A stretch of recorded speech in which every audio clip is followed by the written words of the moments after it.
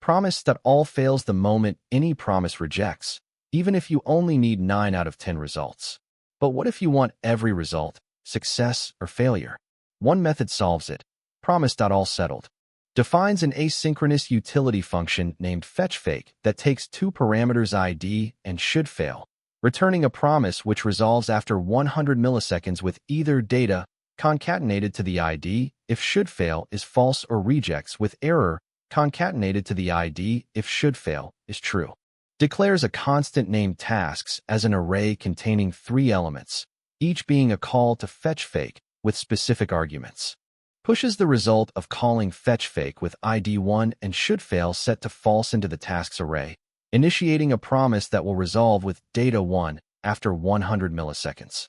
Pushes the result of calling fetchFake with ID 2 and shouldFail set to true into the tasks array, initiating a promise that will reject with error 2 after 100 milliseconds.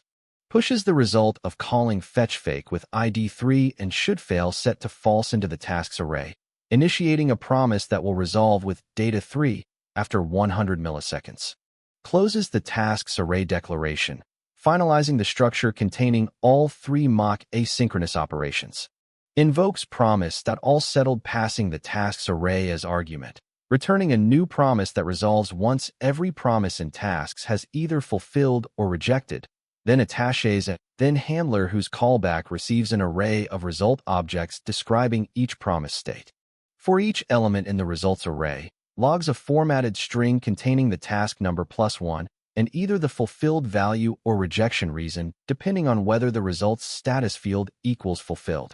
Closes the then callback function passed to Promise.all.Settled, marking the end of the logical flow started on line 6. Use all-settled when you need every result, even failures, to make better decisions. Subscribe for daily coding videos to master async patterns.